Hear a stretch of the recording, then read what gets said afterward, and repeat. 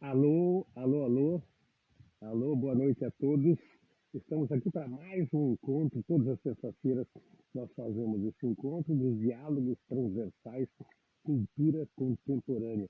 Hoje nós vamos conversar com uma amiga que mora lá no Rio de Janeiro, a Rosane Santiago Cordeiro. Vamos ver se ela está por aí. Deixa eu fazer aqui o convite, Rosane, para a gente poder te ver, né? E você poder enfim, aparecer aqui, para a gente poder ver o seu rosto e a sua imagem. Vamos lá, Rosane.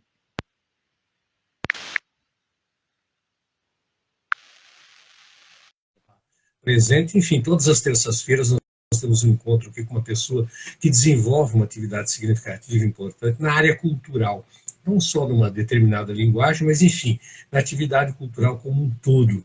E a Rosane tem uma atividade aí diversa, né? Ela é jornalista, documentarista, roteirista, já fez vários filmes e criou, né? Tem lá um site que é o Mira Online, que é um site que discute, debate, aborda temas extremamente importantes da política brasileira, da cultura brasileira e também da cultura mundial. Há muitos artigos lá que ela escreve sobre temas assim internacionais. Então a gente vai ter uma conversa aí bastante interessante. Eu vou até perguntar, ela está por aí, Rosane?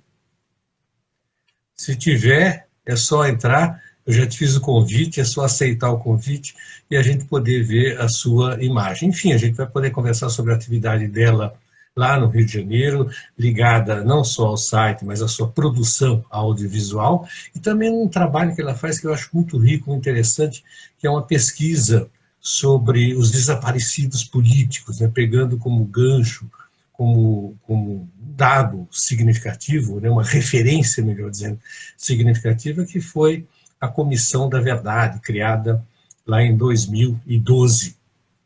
E em 2014 entregou lá o seu relatório com uma série de sugestões, enfim, com uma análise bastante profunda e necessária, né, para o brasileiro entender a sua história, entender o seu país e pensar um futuro, repensar aquilo que seria o futuro mais adequado. Então vamos. Aceita o convite. Acabei de mandar. Você está vendo na tela o convite? Ó, me explica aí o que aconteceu. O que aconteceu que eu não entendi nada? O que é isso? Consegui, tá me ouvindo? Tô. Ai, que bom! Oi, gente! Mas o que houve? Não entendi nada. Não sei, acho que foi espiritual, cara. A luz apagou aqui, Ah, você estava a sem luz do energia teto elétrica? aqui. Sei lá o que aconteceu. Eu tava no Instagram Little, uma coisa assim, um que é menorzinho. Aí eu imaginei, vou baixar o outro Instagram e tô aqui, graças a Deus. Ah, Vamos tô falar. bem-vinda. A gente confiou um tempão, ó, 20 minutos aí que eu tô atrás de você. Mas enfim, você Eu tô apareceu. suando! Tô de blusa de lã, tô quase trocando de roupa aqui. Tô suando aqui de nervoso. Bem, Não, então vamos lá. A gente vai ter um vamos fazer um papo. papo muito legal. Não, claro, a gente vai ter 40 minutos para conversar. E uma coisa que eu até citei aí você, não sei se eu vi, eu estava tentando Acho que lembrar não.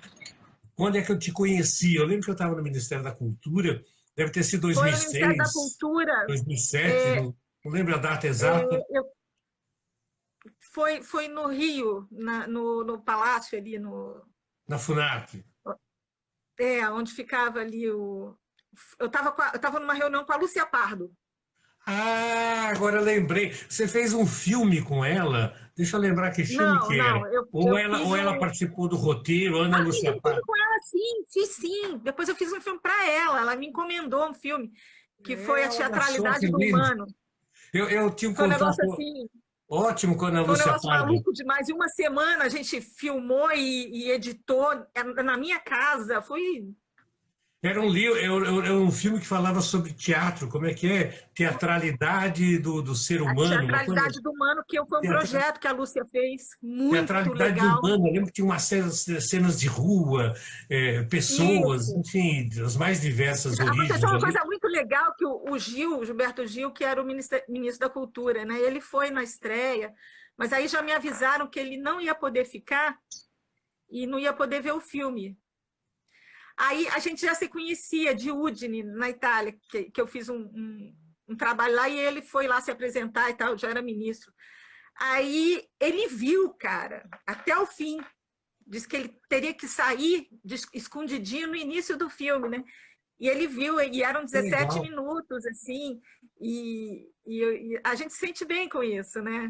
Não, ótimo. Valoriza, cara. O Gilberto Gil, artista, pessoa sensível. Francesa, igual ele tinham me falado que ele ia fazer, e ele gostou e ficou até o fim.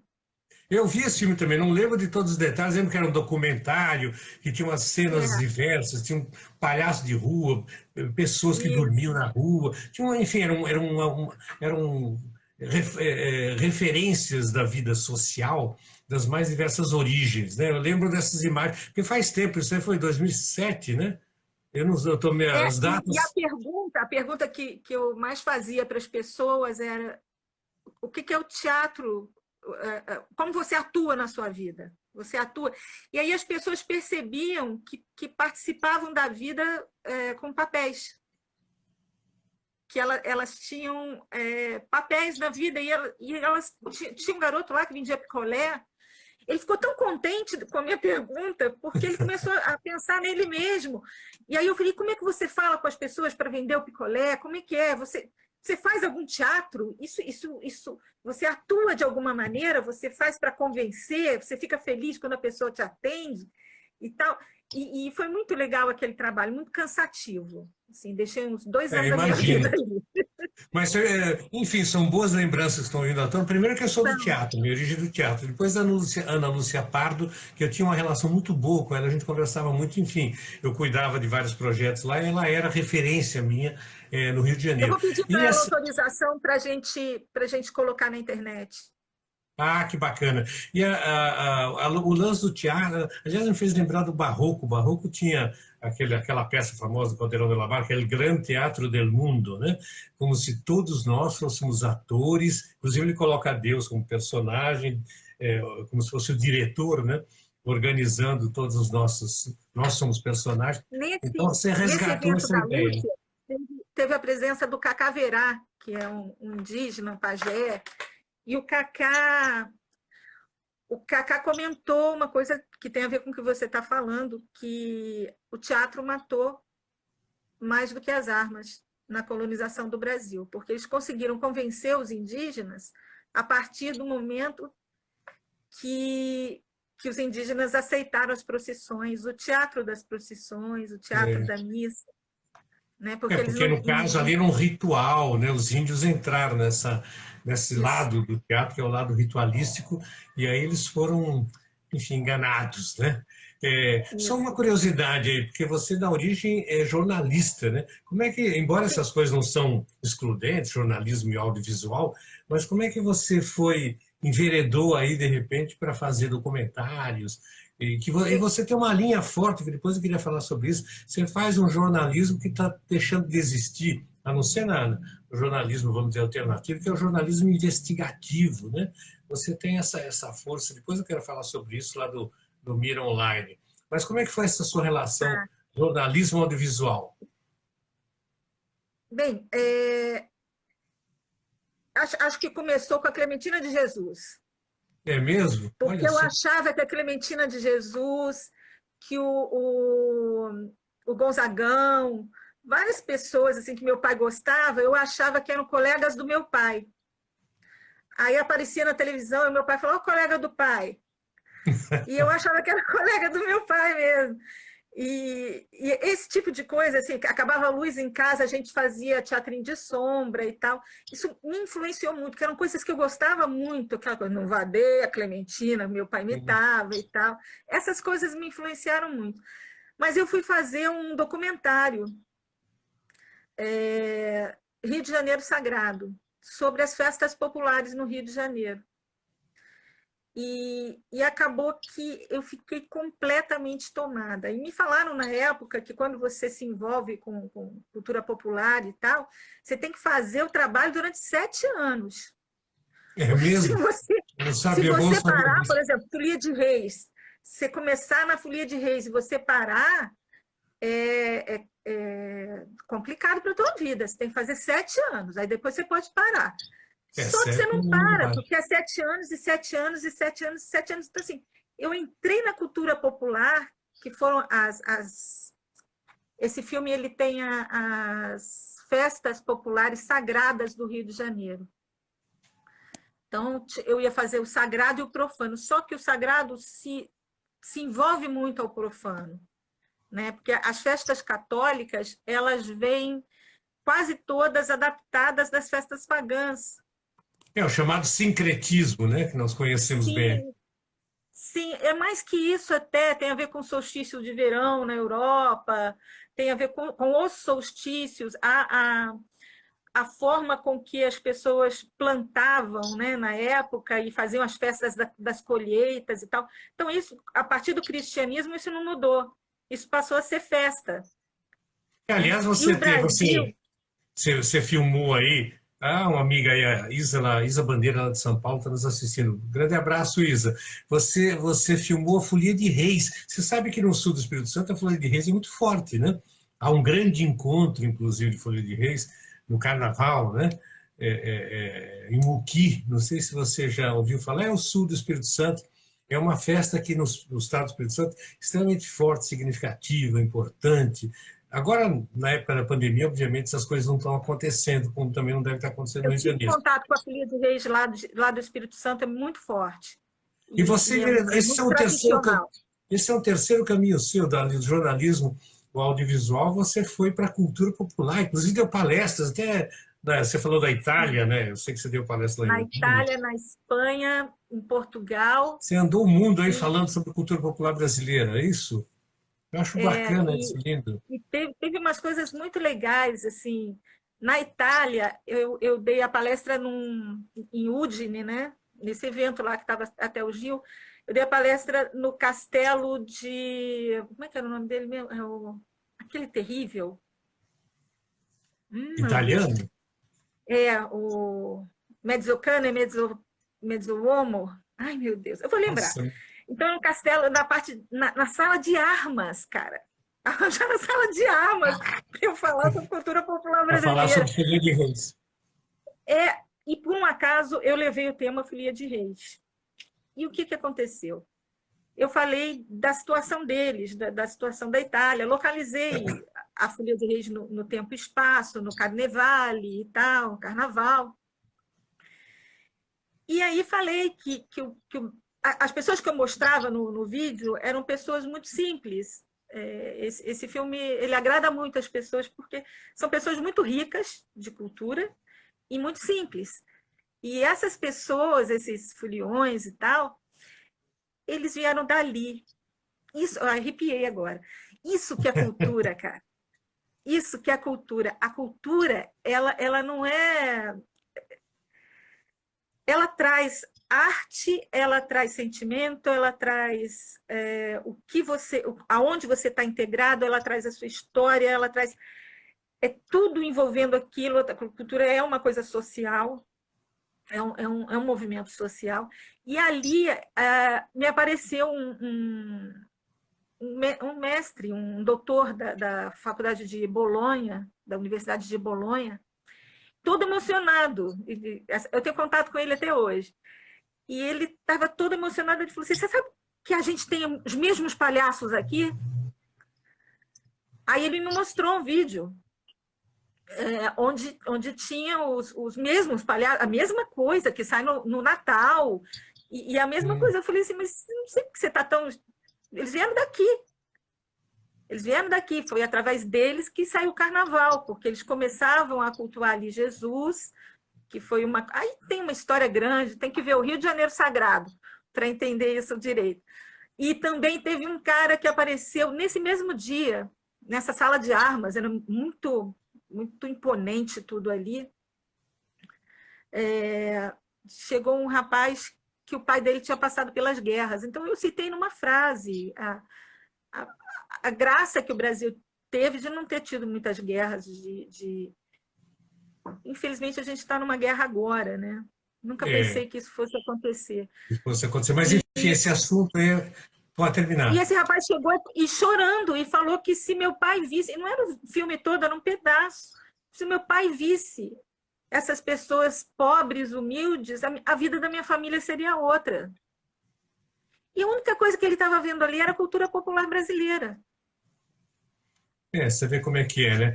O Brasil tem essa riqueza. Eu também cheguei a fazer algumas viagens com o ministro que você tá dizendo. O Brasil, nesse sentido, talvez seja único. É óbvio que tem África, Oriente, mas o Brasil tem uma diversidade cultural que chega até a assustar, né? No bom sentido da palavra, os europeus, porque é muita coisa. Você tem desde coisas de ponta, né? Sei lá, a arte de ponta, seja nas artes visuais, seja no cinema, que é a sua área, seja na música, e tem essas inúmeras manifestações populares que são extremamente ricas e que misturam várias culturas, né? Você citou aí o italiano, falou, nossa, eu sou originário de família italiana, meu sobrenome é Pasquale. Aliás, seu sobrenome é espanhol, português, você é toda cheia de santidade, Santiago Cordeiro. Meu Deus, é muito santo. Você O tem Santiago dizem que vem de Santiago de Compostela mesmo. Santiago, vem do do jeito como ele é espanhol. escrito, vem de lá. E lá eu conheci lá na Espanha, eu fiz um trabalho muito legal depois com ciganos lá, que também Minha uma avó, outra. minha avó era ritana, meus bisavós. Minha avó, do lado de mãe, era espanhola e veio de lá. Eu visitei, inclusive, uns 10 anos atrás, Granada, Sevilha e Granada. Minha avó era da região de Granada, Andalucia, que era ritana. Eu pensei, meu Deus, ela benzia, fazia um monte de coisa. Então, eu tenho uma afinidade espiritual, tanto com os italianos quanto os espanhóis dessa área. Por isso que eu te perguntei, muito forte. O cordeiro deve ser de espanhol, né? Também é o Cordeiro de Deus, também é divino, né? Desculpa, português. Português, mas parece ser ali do norte, ali, fronteira. Sei A lá. Galícia. Eu falei isso só Os por avós do meu pai curiosidade. eram portugueses. É só por curiosidade. E você também depois, né, você tem essas várias vertentes, né? Você tem a cultura popular, você tem aí o teatro, né? Esses filmes. E também eu vi trechos, não sei se o filme está pronto, a gente está falando de Espanha, Estrella, como é que é? Estrella que se Estrela. fala? O nome dela é Estrela com Pode dois falar L's? estrela, estrela mesmo, estrela. Mas escreve estrela, né? Estrella, como se fosse, aliás, é espanhol, né? Ela é judia, a família dela veio da parte Amazonense, borradana, do né? Marrocos. Marrocos. E aí é uma outra vertente sua que eu percebi que você começou não sei se pesquisar, mas enfim, a desenvolver atividades ligadas à Comissão da Verdade, aos desaparecidos políticos, à perseguição política e todas as atrocidades que isso acarreta, né, ou acarretou. Eu sou nascida em Volta Redonda, que é uma cidade siderúrgica, né? E aqui teve momentos muito drásticos na época da ditadura militar. E assim, eu não peguei isso, mas eu sempre fui envolvida com igreja, e a igreja aqui, Igreja Católica, era muito combativa. Tinha um cara chamado Dom Valdir E a Calheiros medalha que de você Novaes. criou lá. Aliás, uma outra amiga entrou de Santa Catarina, Denise, grande abraço aí, Denise. Você criou a medalha, né? Eu falei, caramba, Dom Valdir Quando eu voltei Calheiros. agora para Volta Redonda, eu comecei Conta a essa estudar a história. história da estrela, porque eu conheci a estrela através do flamenco. E mais uma coisa que eu fiz, eu trouxe para o Brasil, eu levei para a Espanha. Lá na Europa eu vi que eles não conheciam nada do Brasil, mas nada do Brasil. Aí eu falei, quer saber? Vou levar. Eu consegui montar um projeto e levar para a Espanha artistas brasileiros e trazer Aí eu falei, eu não vou fazer só isso. Aí conversei com a Oi, que era minha patrocinadora, falei, vocês não precisam me dar mais dinheiro. Eu posso pegar esse dinheiro e levar o Brasil para a Espanha? Que aí eu divido o dinheiro e eu não queria ganhar, eu queria levar, entendeu? E eles falaram, pode. Aí eu trouxe para o Rival, todo mundo colaborou, todo mundo fez muito bem aqui. A gente teve um problema muito sério, foi no Teatro Rival. A gente teve um problema muito sério que no dia da apresentação, no dia anterior, teve uma tempestade no Rio que caiu Rebouças. Meu Deus do céu, isso é uma tragédia. Estampado. Então, assim, ninguém ia para a Zona Sul, ninguém vinha para cá. E os espanhóis já estavam aqui, os ciganos espanhóis. O cara bate assim, eu sou! Assim. Aquela dança magnífica. Era flamenco jazz que eu trouxe. Eu trouxe um dos maiores expoentes do flamenco da atualidade, que é o Diego Amador. Diego Amador. Sim, ele é fantástico. Podem procurar aí, ele é muito bom. E a gente trouxe, e em cima da hora, aí eu tinha um festival com harpas e crianças e tal, eu tirei da programação e coloquei meu pessoal para ligar, para convidar as pessoas, e a gente lotou o Rival naquela tempestade. Foram dias de tempestade, foi uma tragédia no Rio, foi em 2007, parece. E foi muito legal. Foi espiritual, assim. Aí a moça que estava representando lá os patrocinadores, até tem um depoimento dela, ela fala que não entendia como é que eu consegui descobrir aquele tipo de música, aquele tipo de... Porque eu trouxe um dos maiores bailaores da Espanha, e eu fiquei depois com eles lá na Espanha, lá, eles moram numa favela cigana, e é uma história muito legal, dá livro. Só que, assim, foi contagiante com todo mundo. De repente, 5, 6 anos depois, eu lembro que eu conheci um pessoal do Flamengo, aí um cara virou para mim e falou, foi você que fez aquilo? Eu falei, não, foram os artistas, né? Eu trouxe os artistas. Não, eu estava lá, eu enfrentei chuva e estava lá, e foi muito legal. Então, assim, a partir daí eu fui entrevistada pela Estrela, que ela tinha Ela era professora de flamenco, né? Ela é professora de flamenco e socióloga, filósofa e professora de universidade.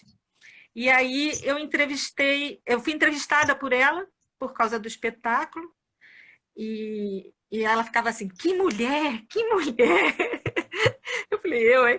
Aí depois ela descobriu onde eu morava, perguntou onde que eu morava no mesmo bairro que ela, a gente morava na Glória, e ela me levou um CD, que é um CD, é um filme chamado Que Bom Te Ver Viva, da Lúcia Murat, e que ela é um dos personagens. Eu vi o vídeo, mas não vi ela. Das mulheres que, vamos dizer assim, que foram conseguiram torturadas na escapar com ditadura vida. militar. E aí eu fui morar no mesmo lugar que a Estrela, a gente ficou muito, muito amiga, e ela desencarnou em 2015. Mas, assim, eu já vim empurrando com a barriga fazer um filme com ela já há muito tempo. E eu fiz um vídeo para ela, que é o que está aí na internet. E ela ficou muito agradecida e tal, e ela queria que eu fizesse o filme. E eu acho que agora, com a condição do Brasil, eu tenho condição de fazer um livro. E eu já levantei um material grande, esse livro com o que a Estrela fez profissionalmente. Esse é um tema ela que... tem um trabalho muito lindo de arquitetura social.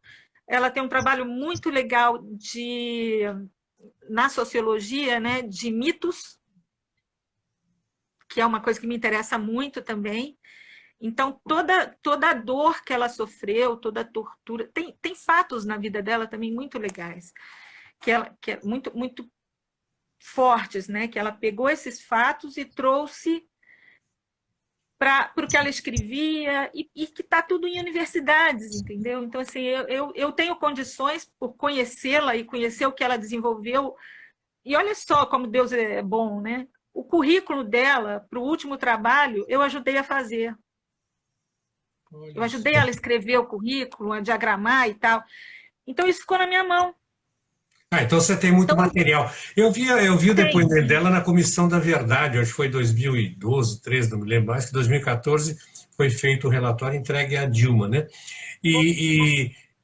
Eu sempre fico impressionado, Rosane, sobretudo mulheres que têm a violência sexual também, que passaram por aquele inferno, né? E consegue depois, né, trabalhar isso, consegue, com todas as dificuldades que eu imagino que existam, porque eu vi o depoimento dela, tinha serenidade. Eu falei, caramba... Eu já estava morando de novo, eu já tinha voltado para Volta Redonda, ela veio dar o depoimento aqui, e ela não me chamou. Ela meu não trouxe os filhos. E, assim, ela não me falou nunca o nome dos torturadores, porque ela sabia que eu ia procurar. E que podia ser Ela não perigoso. falou, e é perigoso. É perigoso. Mas você está E levando ela não me... adiante esse filme ainda, ou não? Não, o filme eu parei, eu tô desenvolvendo o trabalho do livro, porque, assim, é muito difícil agora, a partir de 2018, ficou tudo muito complicado. Ficou tudo Depois do muito complicado. golpe, Eu acho que não teve ano tão pesado com relação para a esquerda do que 2018. Porque o problema não era o Bolsonaro, eram os bolsonaristas, as pessoas que estavam usando daquelas ideias do cara para... Aliás, hoje ele... Eu até anotei aqui. Ele fez um decreto regulamentando o PRONAC. fantástico, né? Fantástico. Regulamentando, como se fosse uma ideia dele, sabe? E ele quer, sabe o quê, para a arte brasileira, para a cultura brasileira, porque a cultura para ele é só arte, né?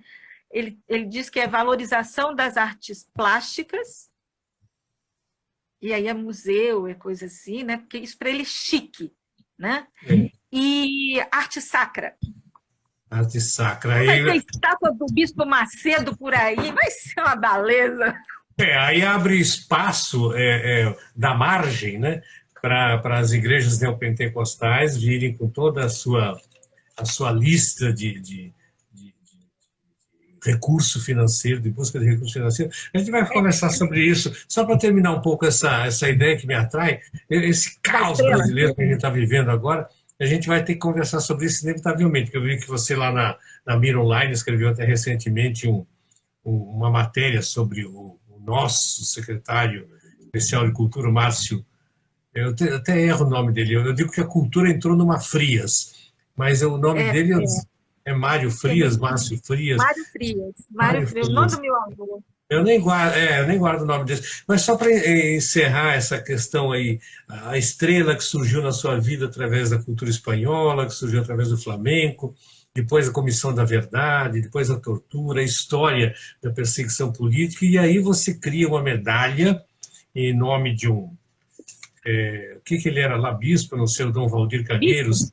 Bispo, Bispo de Dom Barra do Valdir. Piraí, Volta Redonda. Que defendeu, né, que deu a guarida, enfim, que deu apoio a muitos considerados na época subversivos, né, e que você criou essa medalha para lembrar, enfim, pessoas que foram perseguidas, e num momento agora que é um momento terrível, né, porque é um momento em que o governo atual desqualifica a Comissão da Verdade, né, não leva em consideração aquilo tudo, não nem considera aquilo tudo crime, né? Eu vou te dar agora em primeira mão, que eu só conversei com uma pessoa só. A gente vai ter a medalha esse ano novamente. Ah, que bacana. Só que a medalha esse ano vai ser por moradia, porque o Dom Valdir, a primeira medalha foi com as pessoas que foram torturadas aqui na região, que houve um centro de tortura bárbaro no BIB, no Batalhão de Infantaria de Barra Mansa, onde a estrela ficou e tal. Inclusive, tem uma peça de teatro que foi interpretada lá. Acho que foi uma das coisas mais...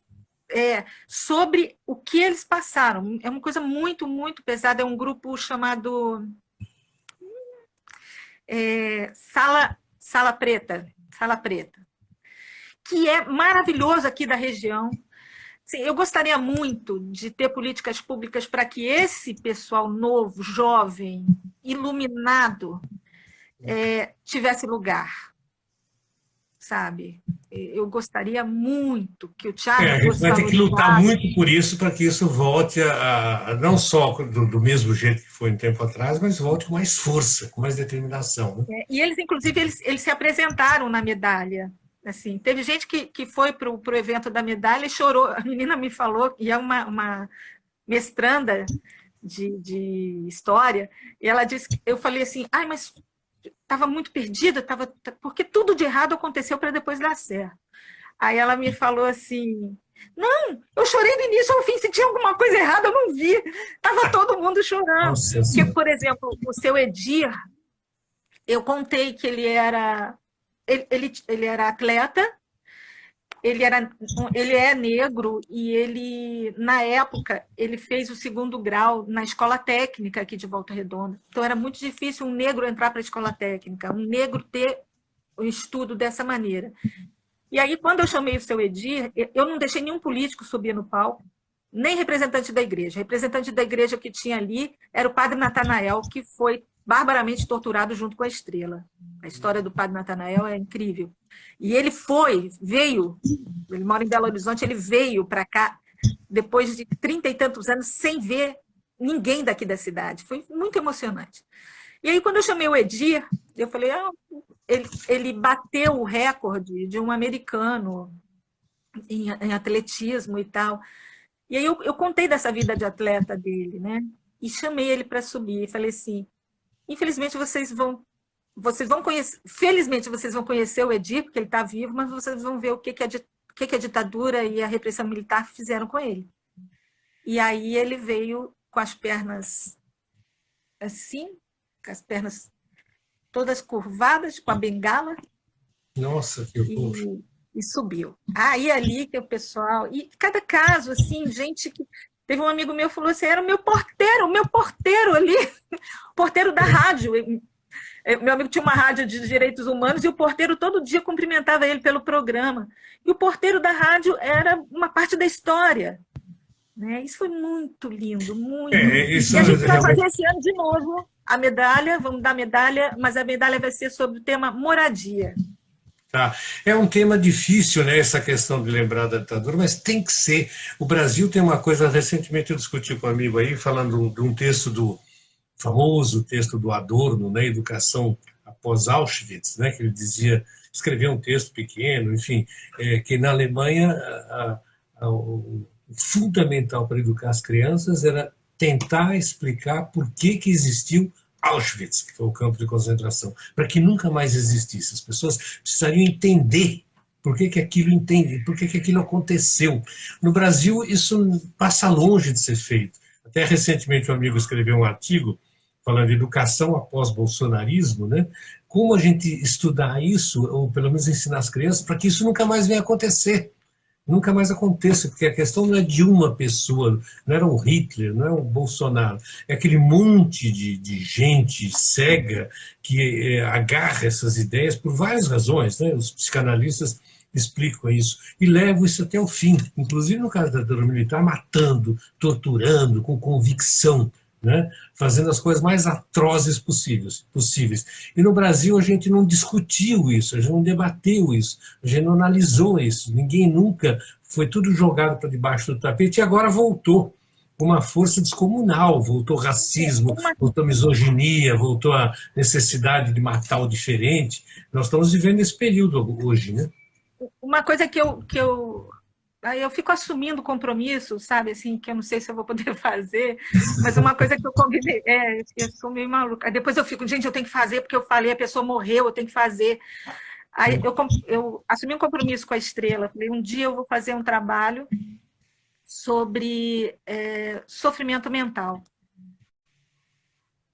né, sobre a história manicomial, que as pessoas precisam entender isso. Eu não estou querendo ser boazinha, não. Mas entre esses bolsonaristas tem muita gente em sofrimento mental. Que é impossível. Impossível. É impossível ser humano saudável mentalmente, espiritualmente, fisicamente, psicologicamente, apoiar Bolsonaro.